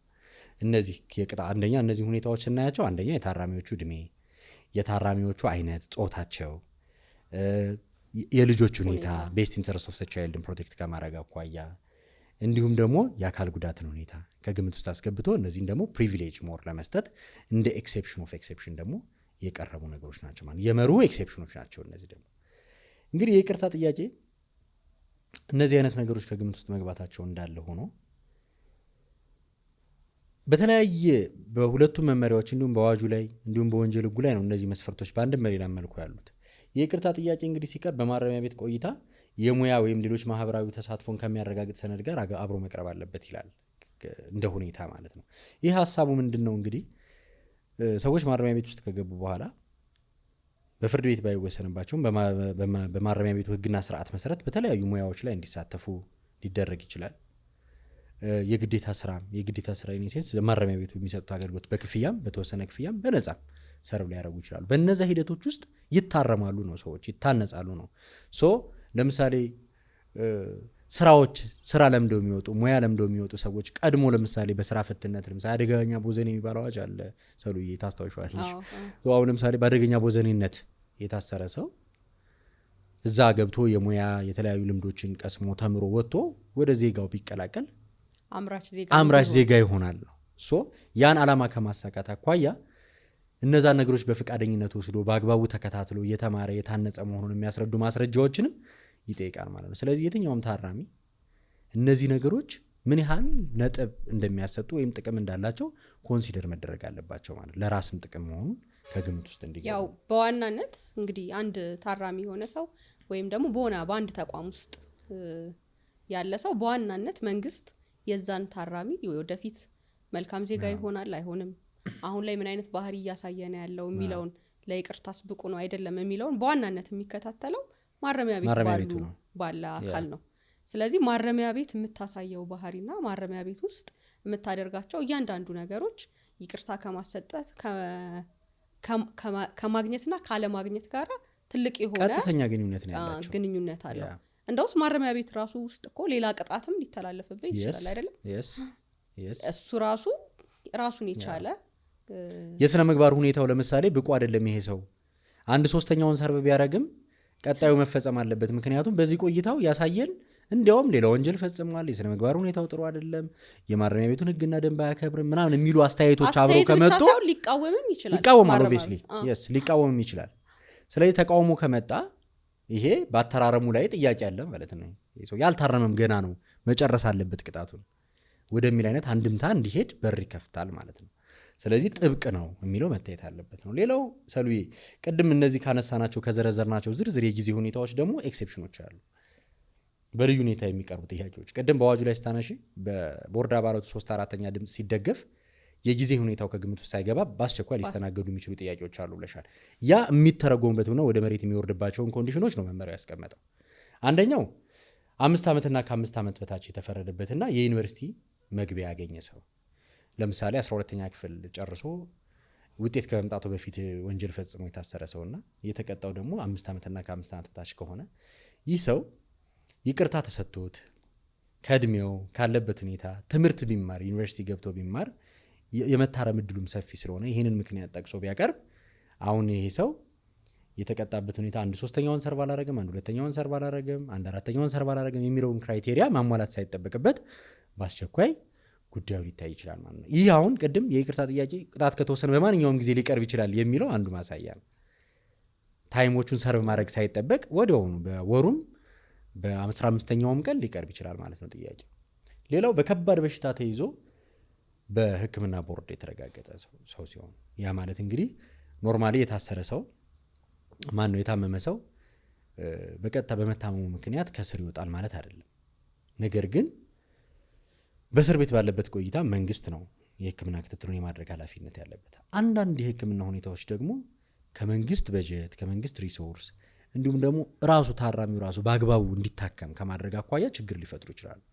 በእንደዚህ አይነት በከባድ በሽታዎች የተያዘ ሰውና ያለበት በሽታው ደግሞ በሕክምና ቦርድ የተረጋገጠ ከሆነ የይቅርታ ጥያቄው በአስቸኳይ ሊስተናገድ ይችላል ማለት ነው። የጊዜ ሁኔታውን መጠበቅ ሳያስፈልግ ከራሱ ከታራሚው ፐርስፔክቲቭ ብቻ ሳይሆን ደግሞ አብሮ ያለው ህፃናትን ይዘው የሚታሰሩ ሰዎች ደግሞ ሲሆኑ አብሮ ያለው ልጅ ደግሞ ህፃናት እንግዲህ በምንም አይነት ሁኔታ ውስጥ ቢሆኑ ጥፋት ፈጽመው አይደለም የታሰሩት በወላጆቻቸው ጥፋት ምክንያት ነው አብሮ የገቡት። ስለዚህ የልጆቹ ያያያዝ ሁኔታ የማረሚያ ቤት ሁኔታ ካለባቸው ከባድ የጤና ችግር አኳያ ብዙ እንሰማለን አይደል ሰሉዬ እንደዚህ አይነት ነገር አብረው ህፃናት ያሉት ማረሚያ ቤት ሲቀርቡ ጡት ለመጥባት ተቸግረናል፣ ወተት በአግባቡ ለማቅረብ ተቸግረናል፣ ቤተሰብ የሚያግዘን ሰው ያስፈልገናል፣ በጣም ልጆቹ ካለባቸው አብሮ ካፈጣጠር ችግር ከጤና ችግር ምናምን ጋር በተያያዘ ማለት ነው። እሷ ብቻ ሃንድል ማታረገው የቤተሰብ እገዛ የሚያስፈልጋቸው ነገሮች አሉ። በጣም ሪከረንት ሆናቸው ደግሞ ግድ ለምሳሌ የሚጠቡ ልጆች ከሆኑ ግዴታ ከእናታቸው ጋር መሆን አለባቸው። ግን ደግሞ በተለያየ ምክንያት ደግሞ ተጨማሪ እገዛ ተጨማሪ ሕክምና የተለያዩ ሁኔታዎችን ደግሞ የሚፈልጉ ህፃናት ደግሞ ሊኖሩ ይችላሉ። እነዚህ ደግሞ በሚሆኑበት ጊዜ እና ይሄንን የሚያረጋግጥ የሆነ ማስረጃ ሲኖር ይሄም በአስቸኳይ ያስተናግዳል ነው። ከእርግዝና ጋር በተያያዘ ችግር የገጠማትና በቦርድ ይሄን የተረጋገጠ ለምሳሌ ነብሰ ጡር ሆና ወደ ማረሚያ የገባች ሴት ከዚህ ጋር በተገናኘ እዛ መውለዷ እዛ ያለው ሁኔታ ደግሞ በተመሳሳይ ዲፊካልት ወይ ደግሞ አስቸጋሪ ሁኔታ የሚፈጥር ከሆነ ደግሞ እነዚህ ነገሮች አብረው በሕክምና ማስረጃ ሲረጋገጡ በአስቸኳይ ሊታዩ ይችላሉ ማለት ነው። ይሄን ይመስላል ሰሉዬ ኮንዲሽኖቹን በተመለከተ ከጊዜ አኳያ። ከጊዜው በተጨማሪ ግን ሌሎች አብረው ሊቀርቡ የሚገቡ ደግሞ በመመሪያው ላይ የተጠቀሱ ደግሞ አንዳንድ ነገሮች አሉ። አነስ ያሉ ስለሆኑ አብሬ ልጥቀሳቸው ብዬ ነው። ለምሳሌ እርቅን በተመለከተ የእርቅ ማስረጃ መቅረብ አለበት። በተለይ የግል ተበዳይ ያለባቸው ጉዳዮች ለምሳሌ አካል ጉዳት ማድረስ ከሆነ ግድያ፣ የግድያ ሙከራ፣ በአጠቃላይ የግል ተበዳይ ኖሮባቸው ያው ግድያ ሲሆን ቤተሰብ እንደማለት አዎ ሰውየው ከሞተ እንግዲህ የእርቅ ሁኔታው ከማን ጋር ማስረጃው እንግዲህ በቀጥታ ከሰውየው ጋር ሊሆን ይችላል። የአካል ጉዳት ከሆነ ሰውየው ደግሞ አልፎ ከሆነ የአካል ጉዳትም ሆኖ ድርጊቱ ከተፈጸመ በኋላ ሰውየው አልፎ ሊሆን ይችላል፣ ሞቶ ሊሆን ይችላል። በተለያየ ምክንያት ነው የምልሽ። ስለዚህ ከሱ ጋር እርቁ ማድረግ ላይ ይቻል ይችላል። በዛን ጊዜ ደግሞ ከቅርብ ቤተሰቦቹ ጋር ከተጎጁ ከቤተሰቡ ጋር ስለ እርቁ መፈጸም አለባቸው። ስለዚህ እነዚህ ሰዎች ደግሞ በተለይ የእርቅ ማስረጃው ለፍርድ ቤት ቀርቦ በፍርድ ቤትም ኮንሲደር ተደርጎ ያላለፈ ከሆነ እና በኋላ የተገኘ ከሆነ ወይ ማጠራጣሪ ከሆነ ጽፈት ቤቱ የቦርድ ጽፈት ቤቱ ማለት ነው ተጎጁ ወይም ቤተሰቡ ስለ እርቁ ትክክለኛነት እንዲያረጋግጡ ሊደረግ ይችላል። ቀደም እንዳለው አዋጁ ላይም ደግሞ በርግጥ አዋጁ ላይ የሚያስቀምጠው ማግኘት ከተቻለ ነው የሚያስቀምጠው ከተቻለ ነው የሚለው። ግን መመሪያው ላይ እንደ አንድ ኮንዲሽን በፍርድ ቤት ከተረጋገጠ የሚለው የፍርድ ቤቱ መዝገብ ሲመጣ እርቁ ተመዝግቦ ከሆነ ያው ፍርድ ቤት የእርቁን ሁኔታ በአግባቡ አረጋግጦ ነው ያጸደቀው ተብሎ አስዩም ስለሚደረግ ከመዝገቡ ላይ ያለው ማስረጃ ሊወሰድ ይችላል። ግን አጠራጣሪ ከሆነ ወይ ደግሞ ከዛ በኋላ የተገኘ ከሆነ ደግሞ ተጎጂዎች ያው ዞሮ ወደ ህብረተሰቡ ሲመለስ የተጎዱ ሰዎችንም ሊያገኛቸው ይችላል። ስለዚህ እነሱ ቅጣቱን አልፈጸመም ብለው የሚያምኑ ከሆነ እነሱም ይቅርታ ካላደረጉለት እነሱም የዚህ ሂደት አካል ካልሆኑ ዋናውን በሁለቱ መካከል ያለውን ችግር አይፈታውም ነው አሳምፕሽን። ስለዚህ የግል ተበዳይ ባለባቸው ወንጀሎች ላይ ከግል ተበዳይ ጋር እርቅ መፈጸም ይኖርበታል ነው እንደው የሚለው መመሪያው ማለት ነው። ባይቻል ምን ይሆናል የሚለውን አትሊስት የተደረገውን ጥረት ማሳየት ተገቢ ይሆናል ማለት ነው። ጥረቱ መታየት አለበት። ምክንያቱም አሁን እርቁ ካልተሳካ ምክንያቱ መገለጽ አለበት። ለምሳሌ ምስክሮች ቀርበው ሊያስረዱ ይችላሉ። በካሳ መጠን ሳይስማሙ ቀርተው ሊሆኑ ይችላሉ። በቃ በተበዳዮቹ ፍጹም ፍላጎት ማጣት ምክንያት ሊሆን ይችላል። ስለዚህ እነዚህ ነገሮች ምክንያቶቹ መቅረብ አለባቸው። በእርግጥ አዋጁ ላይም አይተው ከሆነ መጸጸት ይሄ የሚያስፈልጉ ሁኔታዎች ብሎ መሟላት ያለባቸው ሁኔታዎች ብሎ ሲያስቀምጥ መጸጸት፣ መታረቅ ብሎ ለብቻው ያስቀምጣል። እንደገና ለይቶ ደግሞ የተበዳይና የቤተሰቡ አስተያየት ማግኘት ከተቻለ ደግሞ ይሄ ቢሟላ ይላል። ስለዚህ እርቅ ማለት ግዴታ መሟላት ያለበት አይነት ነገር መስፈርት ነው። መታረቅ ማለት በተለይ የግል ተበዳይ ያለበት ሲሆን አንዳንዴ ይሄ አስተያየት የሚለውን ሁለቱን ነጣጥሎ ያቀረበ ብዬ የማስበው አንዳንድ ጊዜ ተታርቀህም እርቅ ተፈጽሞ ነገር ግን ይቅርታው ላይ ደግሞ የተለየ አስተያየት ሊኖረው ይችላል። ቤተሰብ ወይም ተበዳይ ታርቅ ያለው ነገር ግን የተለየ አስተያየት ቅጣቱ ይቅርለት ወይ ይውጣ ወይ በሚለው ላይ የተለየ አይነት አስተያየት ሊኖራቸው ስለሚችል ይሄ ማግኘት ከተቻለ የሚለውን አስተያየትና እርቅን ለይቶ ምናልባት እንግዲህ ያስቀመጠው ከዛ እንግልም ሊሆን ይችላል። ስለዚህ እንግዲህ እርቁም ካልተሳካ ዞሮ ቦርዱ የሚወስነው ሆኖ የተደረገው ጥረት ግን መታየት አለበት ነው። በማን ምክንያት በምን ምክንያት ነው የቀረው የሚለው መመዘን ስለሚችል ማለት ነው። ሰሉዬ እንግዲህ ኮንዲሽኖቹ በጣም ብዙ ናቸው። ከሞላ ጎደል እነዚህን ይመስላሉ ዋና ዋናዎቹ ማለት ነው። ሁሉንም መጥቀስ ስለማንችል ማለት ነው ሰሉዬ። በመቀጠል እንግዲህ ይቅርታ እነዚህ ነገሮች ሁሉ ተሟልተው ከተሰጠ ምንድን ነው የሚያስከትለው ውጤት? የይቅርታው ውጤት ምን ይሆናል? ከትርጉሙ ጋር እንዳነሳ ነው በአጠቃላይ ስናብራራም እንዳነሳ ነው ከስሙ መረዳት እንደሚቻለው ይቅርታ ሲደረግልህ ውጤቱ በዋናነት የሚሆነው በግልጽ ካልሰፈረ በስተቀር ያው በፍርድ ቤት የተሰጡ ሁሉን ቅጣቶች ከመፈጸም ነው የሚያስቀራቸው ማለት ነው። ነገር ግን ይሄ በሚሆንበት ጊዜ የፍትሐ ብሔር ኃላፊነቶች ደግሞ ይኖራሉ። አንድ ሰው ባደረገው ነገር የፍትሐ ብሔር ኃላፊነት የሚያመጡ ድርጊቶች ይኖራሉ። እነዛን ኃላፊነቶች ግን የሚያስቀር አይሆንም ማለት ነው። ስለዚህ ሌላው በልዩ ሁኔታ ካልተባለ በቀር አንዳንድ ጊዜ ቅጣቱ እየፈጸመ ቆይቶ መሀል ላይ ሊሆን ይችላል የተቀመጠውና አዋጁ ላይ በልዩ ሁኔታ ካልተቀመጠ በስተቀር ከዚህ በፊት የተፈጸሙ ቅጣቶች እንደጸኑ ይቀራሉ ይላሉ። በእርግጥ አሁን እስር ሲሆን ከዚህ በፊት የነበረውን እስር ልታስቀርብ የምትችልበት ሁኔታ የለም። ግን ምንድናቸው እነዚህ በልዩ ሁኔታ ካልተቀመጠ በስተቀር ከዚህ የቀደሙ ቅጣቶች እንደ ጸኑ ይቀራሉ የሚላቸው ነገር ምንድናቸው የሚሉ ነገሮች ጥያቄ ሊፈጥር ይችላል። አንዱ ለምሳሌ የገንዘብ ቅጣት ሊሆን ይችላል። ሌሎች አይነት ቅጣቶች ሊሆኑ ይችላሉ። እንደዚህ አይነት እና ተፈጽመው ከነበረ ወደ ነበርኩበት ይመለስልኝ የሚል ጥያቄ ሊቀርብ አይችልም ማለት ነው። ስለዚህ በዋናነት የይቅርታ ውጤት የተሰጠን የቅጣት ውሳኔን ማስቀረት ነው የሚሆነው ማለት ነው። ከዚህ ጋር ተያይዞ ምንድነው ይቅርታ የሚረጋገጥበት ሁኔታ ነው። ይቅርታ የሚረጋገጥበት ማሳየው ሰርተፊኬት ነው የሚሰጥ። ልክ ይቅርታ ሲሰጥ ከሱ ጋር ተያይዞ ሰርተፊኬት ይሰጣል። ይቅርታ የተደረገልህ መሆኑን ማረጋገጫ ማለት ነው። ያው አንዳንድ ጊዜ ባያያዝም በተለያየ ሁኔታም የተሰጠ ሰርተፊኬት ደግሞ ሊጠፋብህ ይችላል። ይሄ በሚሆንበት ጊዜ ለምትፈልገው ተቋም ምናልባት ይቅርታ የተደረገልህ መሆኑን ለማሳየት እንዲቻል ለምትፈልገው ተቋም እንዲጻፍልህ ማድረግ ትችላለህ ማለት ነው። ከዚህ ጋር ተያይዞ እንግዲህ ይቅርታ ከተሰጠህ በኋላ ሁሉ ጊዜ ይቅር እንደተባልክ ትቆያለህ ማለት አይደለም። አንዳንድ ጊዜ በልዩ ሁኔታ የተሰጠህ ይቅርታ ዋጋ ሊያጣ ወይም ደግሞ ወደ ነበርክበት የነበረው ውሳኔ ይፈጸም የሚባልባቸው ሁኔታዎች ይኖራሉ። እነዚህ ይቅርታ ዋጋ የሚያጣባቸው ሁኔታዎችን አስመልክቶ አዋጁ የዘረዘራቸው ነገሮች አሉ። እስቲ እነሱን በተመለከተ ቴንኪው ሰሉዬ። መጀመሪያ አንቺ ያነሳሽው ነገር ላይ ግን ምን ጥያቄ ፈጠረብኝ መሰለሽ? የይቅርታ ማረጋገጫ ሰርቲፊኬቱ ነው ይላል። ሰርቲፊኬቱ ሲጠፋ ደግሞ በይቅርታ ቦርድ ጽሕፈት ቤት በኩል ለሚመለከታቸው ደብዳቤ ያጽፋል ይላል። ግን ሌሎች ሁኔታዎች ላይ ስናይ ለምሳሌ መታወቂያ የጠፋበት ሰው አስፈላጊውን አድሚኒስትሬቲቭ ኮስት ከፍሎ ምትክ መታወቂያ ማግኘት መብት አለው። ሌሎችም ሰርቲፊኬቶች በተመሳሳይ። ይሄኛው ለምንድነው እንደዛ ያልሆነው? ወይ እንደዛ ቢሆን የተሻለ አይሆንም ወይ? ለምሳሌ ሰርቲፊኬቱ ሁሌም ካንቺ ጋር የሚሆነው፣ ስለዚህ እዛ መሄድ ሳይጠበቅብሽ ሁሌም በሰርቲፊኬቱ ታስረጃለሽ። ሰርቲፊኬቱ ሲጠፋብሽ ግን ለኤክስ ተቋምም ከዚህ ነው የምታጽፊው፣ ለዋይ ተቋምም ከዚህ ነው የምታጽፊው እየተመላለሽ ዋይናት መመሪያው ይሄ ሲጠፋ አስፈላጊውን አድሚኒስትሬቲቭ ኮስት ማለት ለዚህ የሚወጣውን ወጪ ከቨር እንዲደረግ ተደርጎ ምትክ ሰርቲፊኬት የሚሰጥበት አይነት ሁኔታ ቢኖር የተሻለ ይመስለኛል።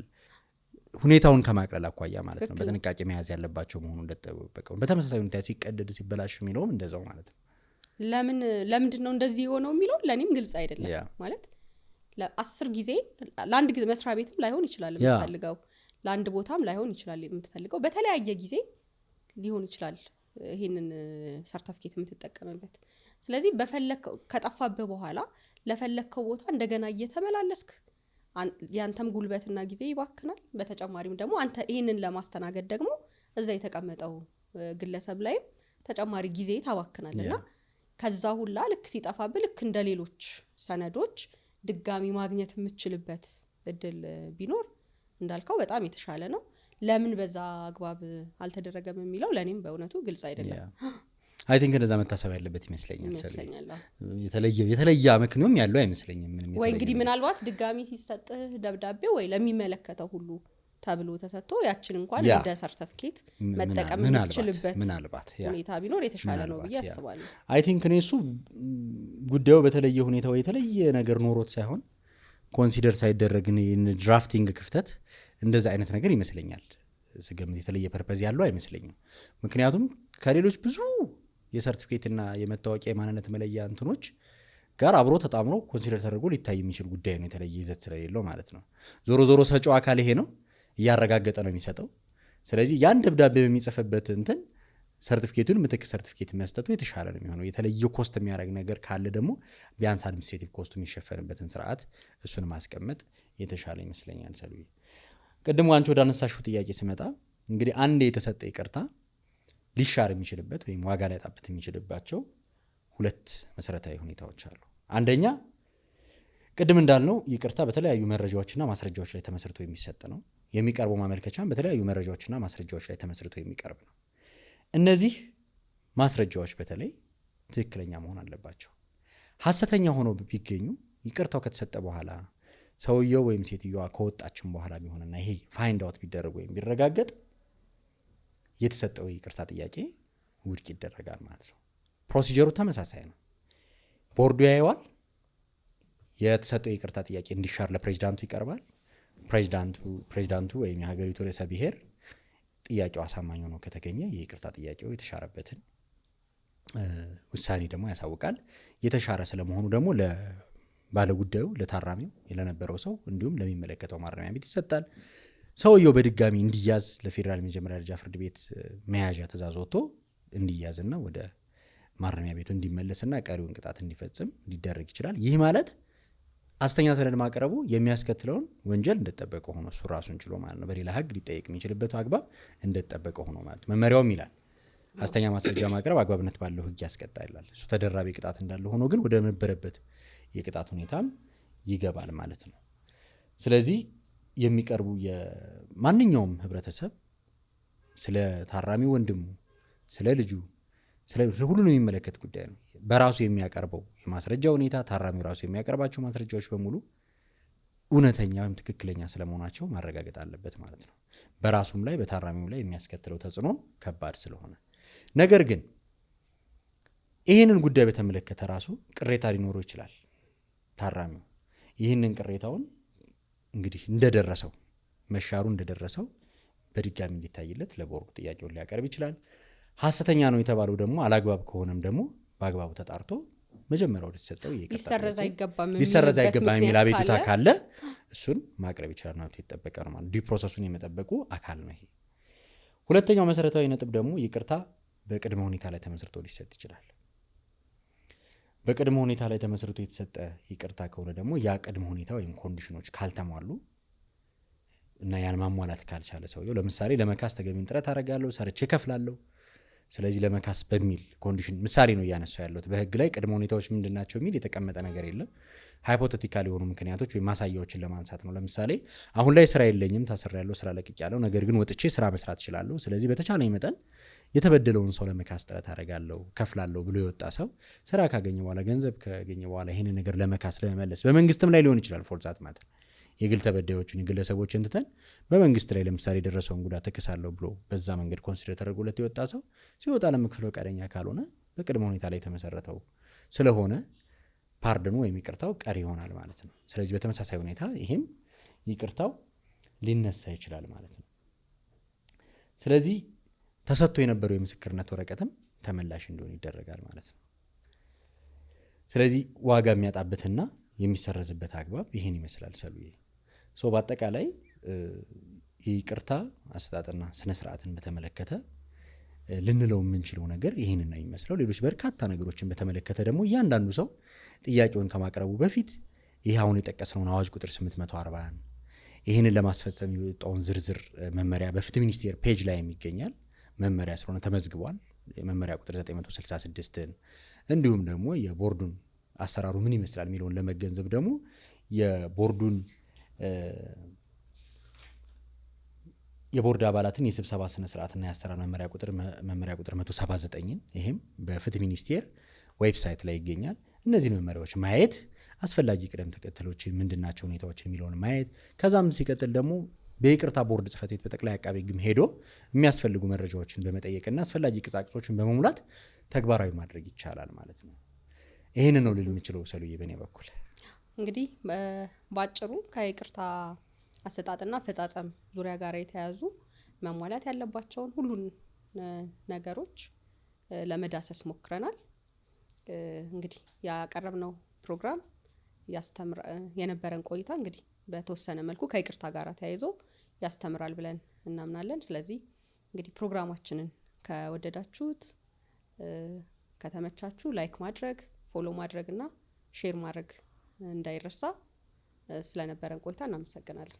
እስከ ሳምንት ቸርን ሰንብት። ቻው።